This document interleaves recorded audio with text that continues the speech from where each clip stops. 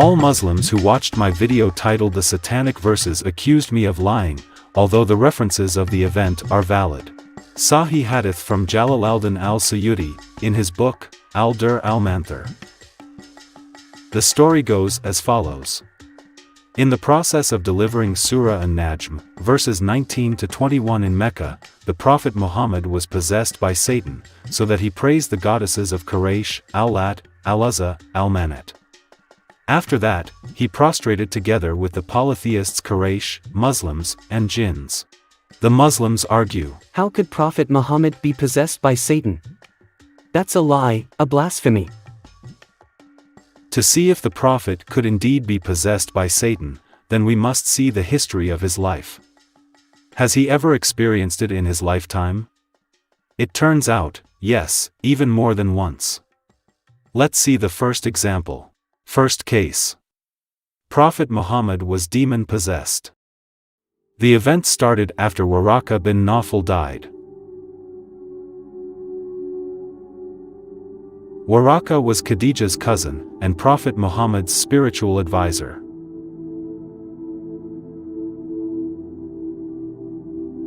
After Waraka died, the Prophet did not receive any divine inspiration for a while. Why doesn't the Spirit show up anymore? Is there something wrong with me? Did he ignore me now? The Prophet became so sad, to the point that he wanted to commit suicide. Let me climb to the top of the mountain. That's a good place to jump and just be done with my life.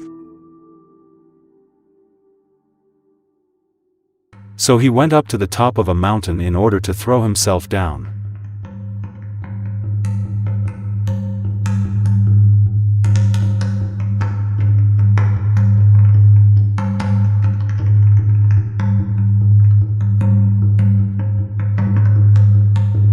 But then he saw Jibril appeared in front of him. O Muhammad, you are indeed Allah's apostle in truth.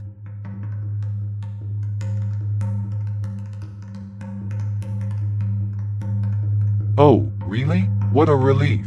In that case, I won't commit suicide. His heart would become quiet and he would calm down and would return home. But then the divine inspiration still not coming, and he would be anxious again. This was not mere anxiety because he became really depressed, and the thought of ending his life re-emerged.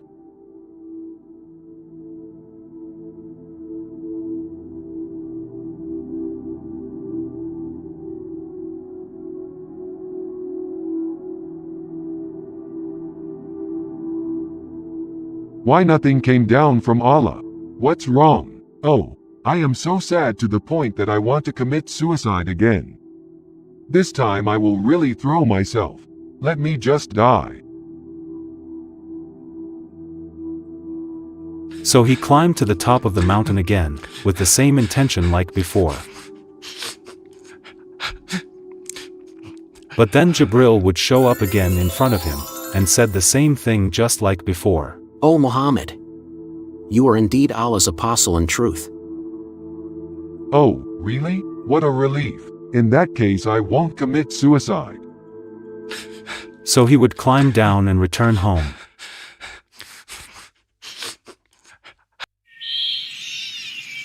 But then, on the following day, he started to have the same suicidal feeling.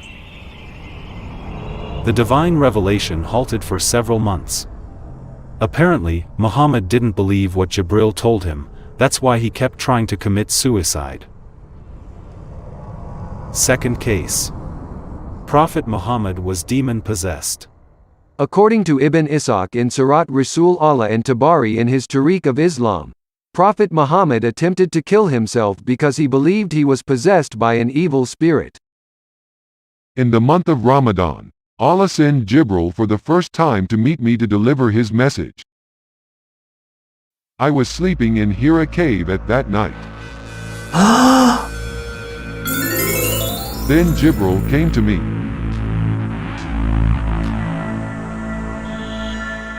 With a coverlet of brocade whereon was some writing, and he said, Read.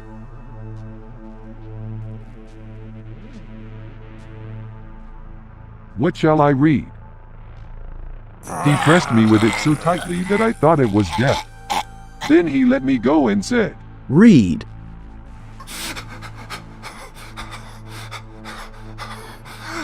What shall I read? He pressed me with it again so that I thought it was death.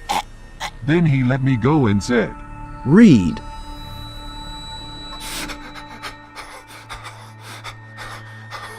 What shall I read? He pressed me with it the third time so that I thought it was death, and he said, Read. What then shall I read? And this I said only to deliver myself from him, lest he should do the same to me again. Read in the name of thy Lord, who created man of blood coagulated. Read. Thy Lord is the most beneficent, who taught by the pen, taught that which they knew not unto men. So I read the verses. And he the Spirit departed from me.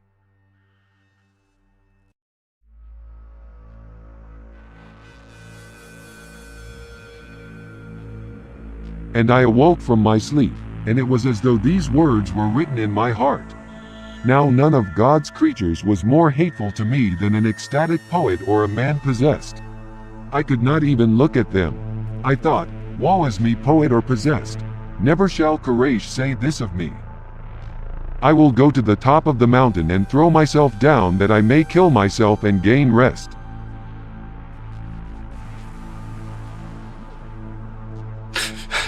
So I went forth to do so, and then when I was midway on the mountain, I heard a voice from heaven saying, O Muhammad, thou art the apostle of God, and I am Jibril. Prophet Muhammad was so distraught and convinced his encounters with the spirit being were nefarious that he wanted to end his own life. The fact that Prophet Muhammad kept trying to commit suicide showed that he didn't believe when Jibril told him that he was an apostle of God or that God sent Jibril to him. The other possibility is that Jibril was actually a demon that possessed Muhammad's mind and caused him to be insane. Sane people do not try to commit suicide continuously like him. Third case. Prophet Muhammad was insane. The following hadith proofs that the Prophet was indeed insane. Sunan Abi Dawud number 67 informs about the well of Budaa, which was full of rotten stuff, such as dead dogs, menstrual clothes, and excrements of people. Yet, Prophet Muhammad used the water to do wudu.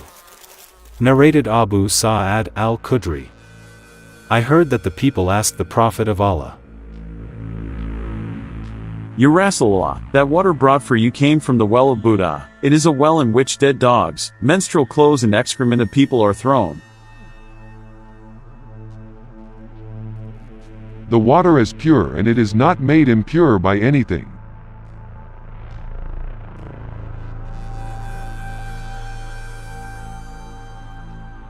I then asked the man who opened the door of garden for me and admitted me to it.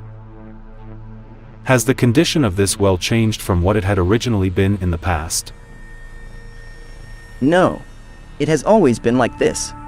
I saw the color of water in this well had changed. The hadith explains that the condition of well was always really bad and that the color of the water had changed. How could Prophet Muhammad said that water be pure when it was severely contaminated? The Prophet apparently used the water of the Budaa well to do wudu, which is the Islamic procedure for cleansing parts of the body, such as face, head, arms, feet, before doing the prayer. How could he make his body cleaner by using extremely contaminated water? No responsible parents would advise their children to clean up their bodies with such poisonous water, yet Muhammad claimed that he is the best example of mankind. The only explanation is that Muhammad was insane. Fourth case. Prophet Muhammad was demon-possessed. The following hadith explains that Prophet Muhammad was demon-possessed for a long period of time. Magic was worked on Allah's apostle so that he used to think that he had sexual relations with his wives while he actually had not. That is the hardest kind of magic as it has such an effect. Then one day the prophet said, "Oh, Aisha, do you know that Allah has instructed me concerning the matter I asked him about?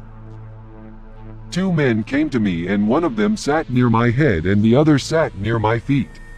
The one near my head asked the other, 'What is wrong with this man?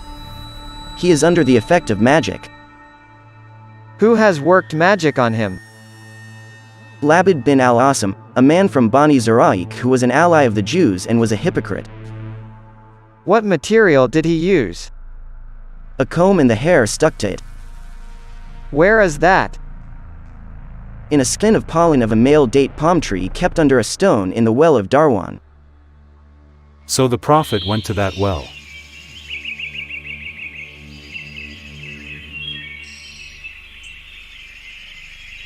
"This is the well which was shown to me in a dream. Its water looked like the infusion of henna leaves and its date palm trees looked like the heads of devils." He took out the witchcraft object that caused him to be under the spell of magic. "This is what was used to work magic on me. Why do you not treat yourself with Nashra? Allah has cured me. I dislike to let evil spread among my people." According to Jamie of Muammar bin Rashid, the magic spell lasted for a year. In other words, for 1 year, Muhammad thought that he was having sexual relations with his wives when he wasn't.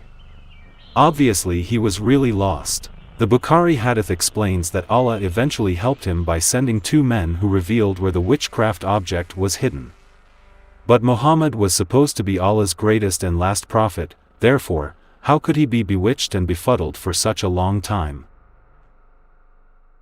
He wasn't aware that for a year, he did not have sexual relations with his wives.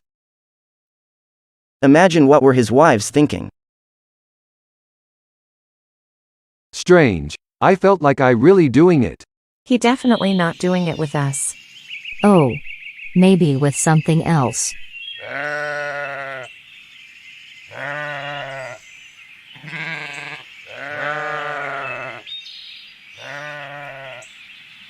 Let's go back to the case of the satanic verses in Quran, Surah An-Najm. After learning that Prophet Muhammad was demon-possessed for such a long time, it was not surprising that Satan could possess him to reveal the satanic verses of worshipping Al-Lat, Al-Uzza, Al-Manat in Surah An-Najm, verse 19-20.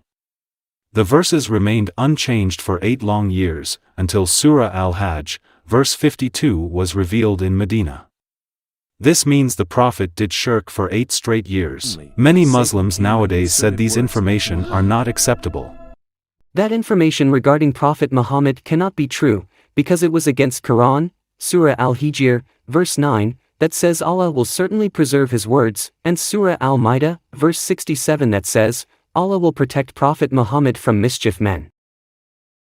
On the other hand, the Quraysh lived together with Muhammad, and they knew Muhammad's entire life very well in Mecca. Based on their daily interaction, they were convinced that he was a madman and demon-possessed. Yes, we rejected him because we knew that he was tutored by others, not from our people, and he was a madman. And then what?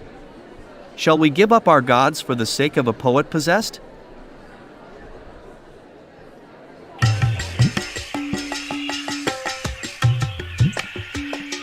If you read Quran, Surah An-Nahl, verses 98 to 100, you will find out that there are certain kind of men that can be controlled by Satan. Satan certainly has no authority over those who believe and put their trust in their Lord.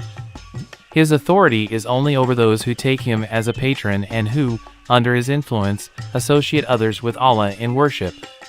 These verses explain that Muhammad obviously took Satan, and not the real God, to be his patron, and that he was under influence of Satan. That was why he was a possessed, suicidal, madman. Thank you for watching. Don't forget to support Nabi Asli in Patreon so he can produce more 3D videos about your favorite prophet.